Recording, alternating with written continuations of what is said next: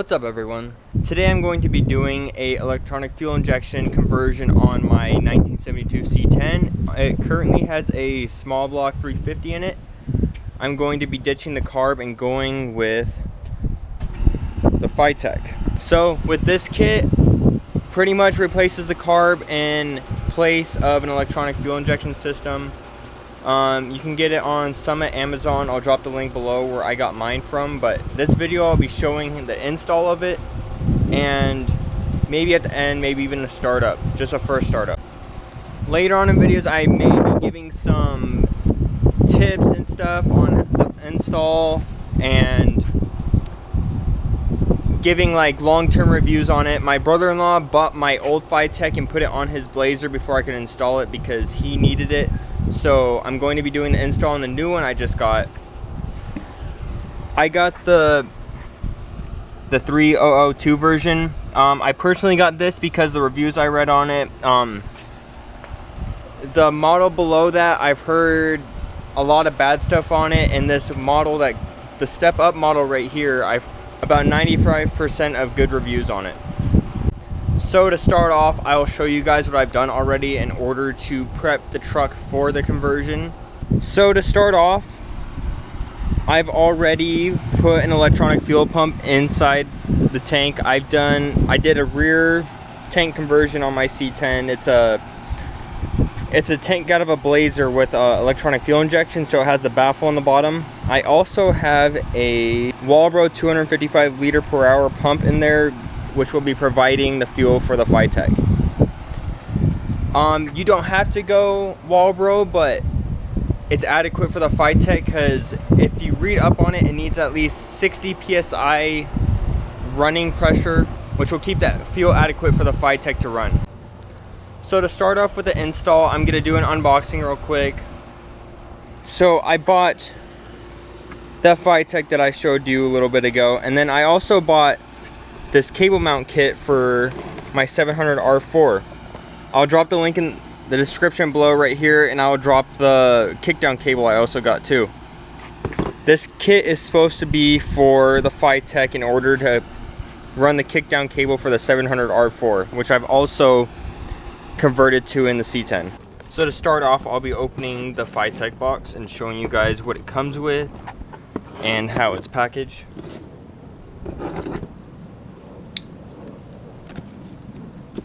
So I've been told if there is a tear in this, they usually have different colors. If there's a tear in this sticker right here, to call Fitech and inform them, because that means the product has already been opened or used. So that's a good pointer to look out for, because that way you know you're the first person opening up this box. So to start off, they have their catalog, instructions, stuff. So when converting over to electronic fuel injection, you will be putting an O2 sensor on your vehicle. I believe they provide this weld and bung right here, or clamp on, but in this case I'm going to be welding it on. Here's the harness. I believe this goes to the little touch screen that you put into your vehicle. This should plug into the back of that, and it goes to the Fitech itself. The computer is actually integrated into the Fitech. That way it actually reduces cluster, and it'll keep everything with the Fitech itself. So here's the harness. This is what will feed the power to it. I believe this goes to your fans, fuel pump, and all that good stuff. It also comes with a stand with a suction cup for your windshield to mount the Fitech computer. I believe this is an adapter for whatever temperature sensor you use, your gaskets. So here's the control module that they provide for you to put in your vehicle to fine-tune the Fitech. So I will be showing how to install that into the truck later. So here's the Fitech itself. So it comes pre-wrapped with all your cables and stuff. You'll need to adapt AN fittings in order to provide fuel to the Fitech. I believe it's a AN6. So you have your feed and your return. So running a return, unless you buy the command center, which I think eliminates having a return. So that's something to look into if you want to go that route. They also provide you with the temperature sensor that will be telling the Fitech what temperature the motor runs at, and which will also pop up on the control module itself. You can run the Fitech to turn your fans on also. So for starters, I've already ran my feed and my return line. You can see it right there with the AN fittings. I also have this in the back. On the feed, I'm going to be running just a regular fuel hose with clamp for the return because there will be less pressure on that side. The Fitech itself actually has an internal fuel pressure regulator too. So with this, I went in tank instead of inline. I prefer in tank because it helps keep the fuel pump cooler and it's quieter. I've adapted the AN fitting to the feed. I'm going to be crimping that off and flaring the end for the return. So that's already ran. I'm going to be running, the kit calls for a 30 micron filter. So I picked this up off Amazon for cheap. I'll put the link in the description below. It also came with multiple sizes to adapt any size AN you want. Well, the most common sizes for this. So I'll be using the 6 AN for this. So for starters, I'm going to be pulling my passenger side exhaust manifold off. That way I can weld the bung onto it. So I will show you guys how I do that right now. So I made a mark where I want my O2 sensor bung to be. I've read up before that with O2 sensors you want them to be parallel with the ground. So I marked it on the side right there, which I think will be parallel enough.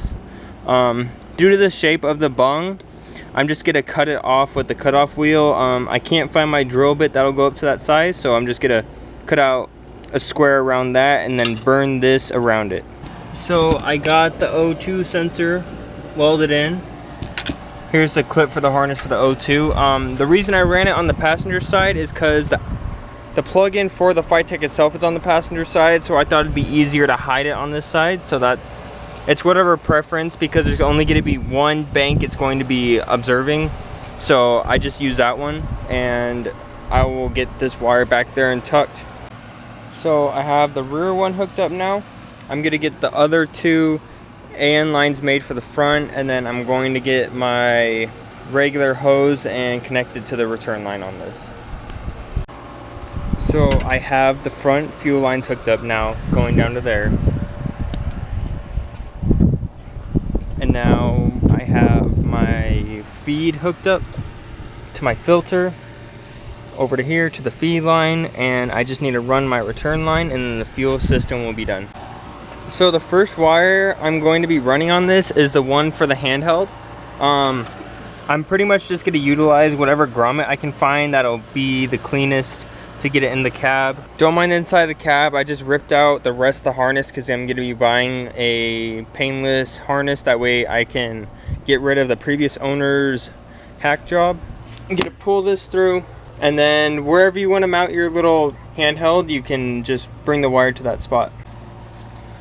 So the Fitech comes with the dash mount to where you can mount it up here for like ease of view, but I decided that I'm going to run it through my glove box, which will give me enough wire to help hold it in the driver's seat. But I just don't want people knowing that I have a Fitech, so I'm going to run it through the glove box just so I can hide it and keep it in there. That way nobody will try to steal my stuff. It'll look like when you mount it in the dash right there. This is my brother-in-law's, so he ran it up there. He decided to change up the harness. He decided to relocate stuff, route it other ways to make it look cleaner.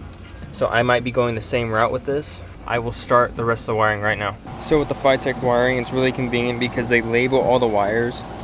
So that one will go to my fuel pump in the back, or where in anybody else's case, you'll just route it to wherever you decided to mount your fuel pump. Some people might still be in the cab. It just depends if you're in line, in the tank, or just wherever you set it up. The other one will be your battery. So that's going to be your constant 12 volt. So it's not a switch 12 volt, it's just going to be constant. So you can mount it over to your battery. So in my case, I'm going to run it under the truck because my battery will be in the back and my fuel pump's going to be in the back too. So I ran the fuel pump wire to the back of the truck. I'm going to have to look up which wire is for the fuel pump, that way I can solder that together. So I'm going to get that soldered in, and then the battery cable ends right there. My battery is going to be sitting right here. So I'm going to extend that wire a little bit so I can tie it into the battery. So yesterday I left off hooking up the fuel pump wire and the power wire. I'm gonna come back to that in a little bit and solder it in and extend it. So for right now, I'm gonna focus on the other part of the harness. So with this part of the harness, it comes pre-labeled too. So key would be your ignition power. So that's just constant power when the ignition is on. And make sure you hook it up to a power source where it will not kick off when you turn the vehicle over. For the coil, I'm not going to be using that. That's for if you want the Fitech to control your timing. I'm not going to use that. I believe there's another guy who covers how to hook that up. I will put the link to his video below. With the tach, you just need to find the plug-in where it's going to read your tachometer. I'm going to come off the distributor right there on the tach portion. And there's also a connection for the fan. So the Fitech can control the fan light. So if you want the fan to kick on at 180 degrees, you can program the Fitech to do that. So I'm going to get these connections on right now. So earlier when I was talking about tucking my wires, I don't think I'm gonna go with that anymore because everything that's going on with wiring is going to be in the back of the motor where nothing can be really seen.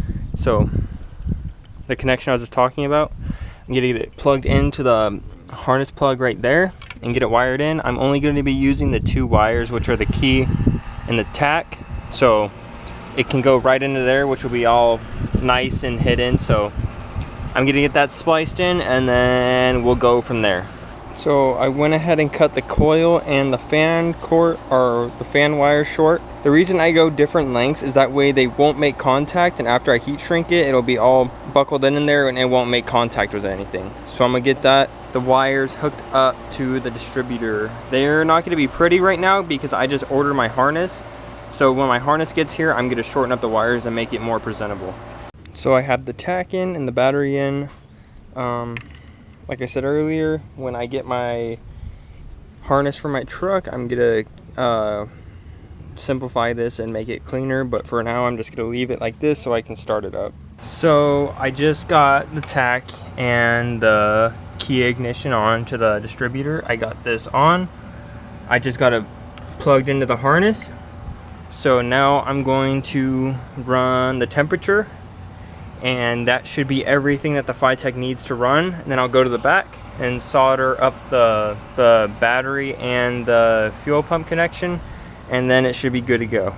So I got the temperature sensor in. Fitech provides an adapter if this won't thread in. As far as I know, the Chevy stuff is bigger, so you need the adapter. The adapter works here, or you can do it on the side of the block.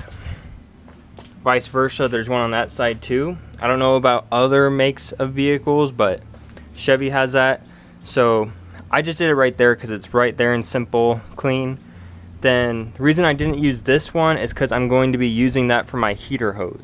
Everything's pretty much wired in now. I just need to do my vacuum lines. For my first start, I'm not going to be using the bigger bung because I don't have my brake booster yet, but when I do, you would use one of these vacuum lines back here. I still need to get the back soldered up. That's the next thing I'm going to do, and then I should be able to start it. Since I'm not going with the fuel command center, since I went with the electronic fuel pump, your local auto parts store should sell a block off plate for the small block Chevy. This gets rid of the mechanical part and it keeps it sealed. Depending on what vehicle you have, you might have to do this or you might not. I just know with Chevys with the mechanical pumps, you need to block that off because it's going to be no longer in use, and I believe oil will come into here. This keeps the oil from getting out. So all I have left right now is the battery cable. I have everything roughly hooked up, and before I clean everything up, I tapped into the distributor for the tach and the battery. The cables run into the car. I currently have a temporary connection for my fuel pump. All the fuel lines are ran, converted to AN, return lines done. So everything's pretty much ready to go. I currently have I tapped into the key wire back there, which will be the white wire. I'm going to be using this to simulate the key. In your case, you would hook it up to something that was switched power, which is back there, which you would just splice into your own harness. Since I don't have a harness right now, I'm gonna just connect it to the 12 volt to simulate the key. So the key power, like I said earlier, I believe I said earlier, that's the power that comes on when you flick the key on. So it's not a constant power, it's only on when the key's flicked on. I'm gonna hook the battery cable up right there. You can see where it says bat. The battery cable up to that, which will be your constant feed of power. So this will save everything on the Fitech. All cars pretty much do this. It keeps constant power to the ECU, that way it doesn't lose its memory. That will be to flick the key on, which will turn on the Fitech and all that. I have my the computer set up right there. Then I'm gonna use my jumper cables to simulate the ground. You won't have to worry about that if your car is already together. This is just temporary because I don't have a harness. Then pretty much after that, I'll just use this key wire to hit the solenoid on the starter. I'll turn it over and then it should start the vehicle. I'm gonna get my transmission kickdown cable hooked up real quick, and then hook up the cables for the distributor to the spark plugs. I'm gonna get the transmission hooked up, and then I should be good to go.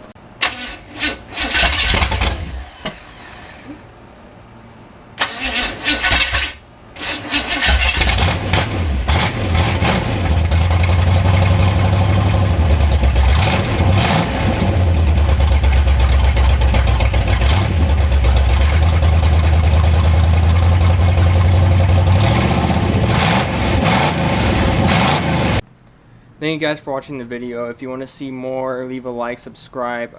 I was supposed to edit this video like a month and a half ago, but my GoPro started acting weird and I could not get the card, like the videos from the card. So I just found the video, so I threw this together. So you guys should be expecting more Fitech stuff, C10 stuff, etc. Thank you guys, and I'll see you in the next video.